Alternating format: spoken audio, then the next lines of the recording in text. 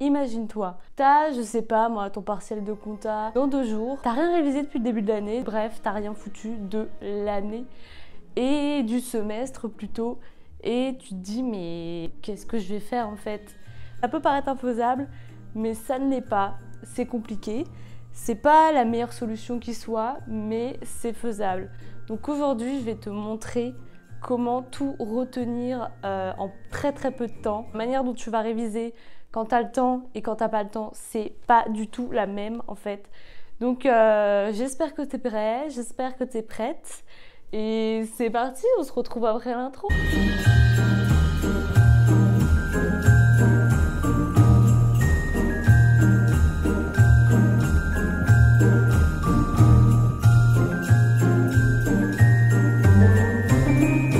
Bonjour à tous et bienvenue dans cette nouvelle vidéo.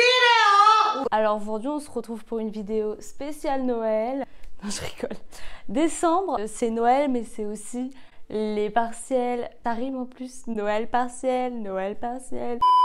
Alors, pour commencer, ce qui va nous intéresser aujourd'hui, c'est la mémoire à court terme ou la mémoire de travail, c'est-à-dire ce que tu vas retenir évidemment sur le moment en lisant ton cours. Selon les chercheurs, on pourrait retenir seulement 4 informations dans cette mémoire de travail. Selon d'autres, ce serait plutôt autour de 7-8. Encore une fois, la mémoire, ça se travaille. Les capacités de mémorisation fluctue, elle fluctue avec le temps, suivant ton humeur, essaie de retenir quoi que ce soit quand tu es déprimé. On est d'accord que ça marche pas. Donc déjà, faut voir ce que tu apprends comme des briques, d'accord? Des briques qui vont s'empiler et on va dire qu'un mur, c'est ton cours. Je pense que c'est parlant, j'espère que ça vous parle. Ton mur de briques, c'est ton cours et chaque brique forme une information. Donc tu vas finir par empiler une brique, ensuite une autre, tu vas mettre du ciment, tu vas attendre patiemment que ça sèche pour ensuite t'appliquer et remettre les autres briques et à partir de là, tu auras un cours en béton. J'ai même pas fait exprès, hein. En général, tu auras bien retenu puisque ce mur il tombera pas, il s'écroulera pas.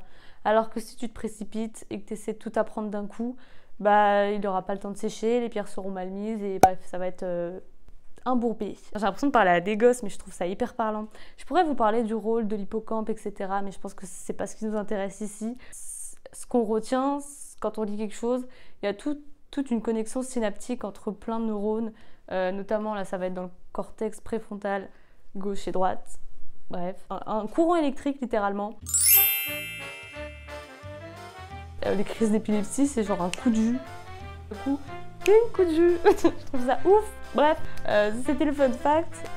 Alors déjà, avant de voir comment tout retenir en 48 heures, il faudrait déjà voir comment ne pas oublier, tout simplement. On a tous déjà vécu ce moment devant la feuille où je savais que je m'étais pas assez concentrée, tout simplement.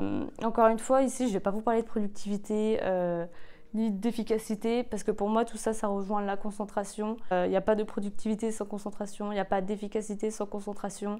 Et cette concentration, elle se travaille, mais elle va être influencée par plein de choses. Donc oui, il y a des facteurs qui vont faire que tu vas être plus concentré. Il faut des habitudes, évidemment, pour que notre cerveau prenne l'habitude de se concentrer. Alors, on va revenir au fait, la courbe de l'oubli et en fait, j'arrive pas à prononcer son nom, donc je vais l'appeler la courbe de l'oubli. On peut voir que tout est une question de répétition. Si vous apprenez quelque chose, ou juste que vous lisez quelque chose, on a quand même retenu pas mal de trucs, sauf qu'on a beau avoir la mémoire la plus entraînée du monde, on a beau avoir le QI le plus élevé du monde, le mec qui retient tout en une fois n'existe pas dans la vraie vie. Je pense que si vous regardez cette vidéo, c'est que vous n'êtes pas comme lui, à mon avis. Je ne suis pas comme lui, et encore heureux, parce que sinon, à mon avis, je m'ennuierais fortement. Donc à partir de là, nous, on va avoir besoin de répétition. Les professeurs aussi, à force de répéter, forcément, ils se rappellent beaucoup mieux que nous. On peut voir ces espaces comme le ciment qui sèche. C'est pour ça que les pauses, c'est hyper important. Encore une fois, chacun sa technique. Là, on a 48 heures, on n'a pas le temps de chercher une méthode de travail. Donc bref, on va découper la courbe de l'oubli sur 48 heures. Alors la courbe qui était de base sur 6 mois, on va la passer à 2 jours. Évidemment, 2 jours, c'est pas ce qu'il y a de mieux. Le mieux, ce serait clairement une bonne semaine. Mais bon. Donc je vais la couper en plein milieu, histoire de faire jour 1 et jour 2. Donc évidemment la rétention d'informations c'est pas du tout la même sur 6 mois que sur 48 heures, donc vaut mieux rayer la courbe. Ensuite moi je vais tout simplement découper mes 48 heures en heures. Donc 9 heures c'est là où j'aime bien commencer à travailler. Ensuite je vais faire une petite pause. Ensuite, je vais m'y remettre dans l'après-midi, donc ça peut être 14h, 15h, 16h, peu importe. Et évidemment, vous pouvez ajouter des répétitions.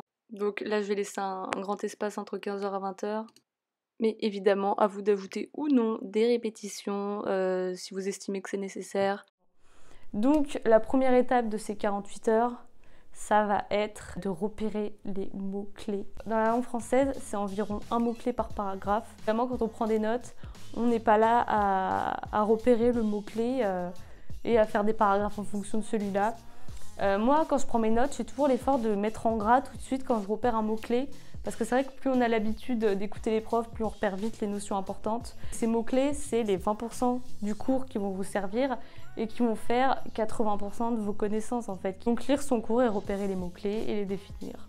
À partir de là où je repère les mots-clés, ensuite ça varie vraiment de la matière. Évidemment, ensuite vous faites une pause. Ensuite vous relisez ces mots-clés, donc on va dire que c'est la deuxième répétition. Vous relisez les mots-clés avec les définitions. Et ensuite ce qu'il faudrait faire du coup, c'est relire le cours et essayer peut-être de lier les notions entre elles. Ça c'est important aussi, d'approfondir certaines notions pour au final, au bout de 48 heures, s'en sortir.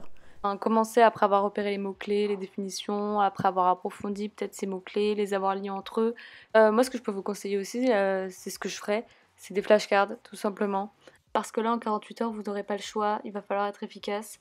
Et les flashcards vont vous permettre d'être toujours actif, quoi, de ne pas lire passivement votre cours comme quand vous avez le temps par exemple en général.